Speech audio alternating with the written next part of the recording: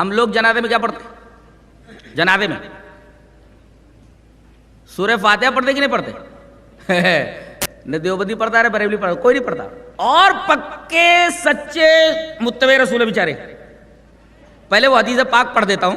وان طلحة بن عبد الله بن عوف قال صليت خلف ابن عباس رضي الله تعالى عنهما على جنازة فقرأ بفاتحة الكتاب وقال لِيَعْلَمُوا أَنَّهَا سُنَّةٌ. رواہ البخاری فی کتاب الجنائز. امام بخاری اس حدیث پاک کو ایسی کتاب الجنائز میں لائے. حضرت طلحہ ابن عبداللہ ابن عوف فرماتے ہیں کہ میں نے نبی کے پیچھے ایک آدمی کی نماز جنازہ پڑھی تو حضرت ابن عباس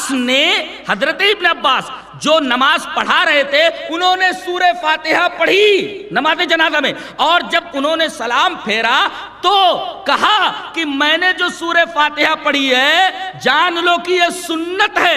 اور جب صحابی بولتے کہ میرا یہ فعل سنت ہے، اس کا مطلب وہ نبی سے ثابت ہے. ایسے صحابی نہیں بولتا کہ یہ سنت ہے، انہوں نے فرمایا نبی کی سنت ہے. کتنے لوگ ہیں اور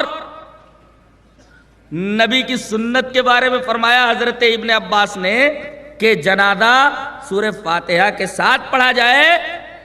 اہل حدیثوں کے علاوہ کوئی بھی نماز جنازہ میں سورہ فاتحہ نہیں پڑھتا، اور بیچاروں کا دعویٰ ہے کہ یہ بہت بڑے متبع رسول ہیں، یہ پکے سنی ہیں. جب سنی کا کیا مطلب؟ سنت کے اوپر عمل کرے کہ سن کر سنی.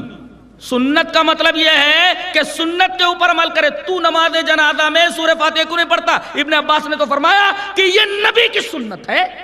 اور اب سورہ فاتحہ پڑھنے کے بعد کیا پڑھا جاتا ہے؟ اللہم اغفر لحینا و میتنا و شاہدنا و غائبنا وغیرہ. آگے رحم کی بھی درخواست کی جاتی ہے، رحم کی بھی درخواست کی جاتی ہے. اللہ تبارک تعالیٰ مردے کے اوپر رحم فرما، رحم کی بھی دعا کی جاتی ہے. استدلال یہ کرنا ہے کوئی ہجڑا مر گیا، ہاں کیا بول گیا میں؟ ہجڑا نا، ہجڑا مخنث مر گیا، اس کی نماز جنازہ پڑھنا کہ نہیں پڑھنا؟ یہ مسئلہ آیا تو مفتی کے پاس. مفتی کیا جواب دے گا؟ ہجڑے کی نماز جنازہ پڑھنا کہ نہیں پڑھنا؟ اولاً تو وہ ملتے نہیں ہیں، وہ مرنے کے بعد ملتے نہیں. ہو کہاں لے جایا جاتا ان کو، کیسے ان کو دفنایا جاتا؟ اللہ کو معلوم. اولاً تو مل جائے تو نماز جنازہ پڑھنا کہ نہیں پڑھنا؟ ہاں اب دیکھیں یہاں اللہ کے رسول صلی اللہ علیہ وسلم نے نماز جنازہ میں جو دعا پڑھی ہے، اگر فقیہ ہے اور اہل حدیث ہی حقیقت میں فقیہ ہوتے، اللہم اغفر لحینا و میتنا، اے اللہ بخش دے ہمارے زندے کو اور ہمارے مردے کو، یعنی جو ہمارا ہو جائے، اہل حدیث ہو جائے اگر کوئی ہجڑا تو اس کی نماز جنازہ پڑھی جائے گی، ورنہ نہیں پڑھی جائے گی. چلے نا، استدلال صحیح ہے نا جی. عبداللہ روپڑی نے یہ استدلال کیا ہے، یہ میرا استدلال نہیں.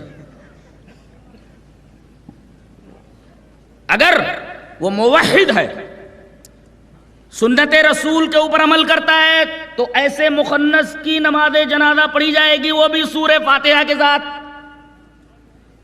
اللہم اغفر لحینا و میتنا و شاہدنا و غائبنا وغیرہ ذلك.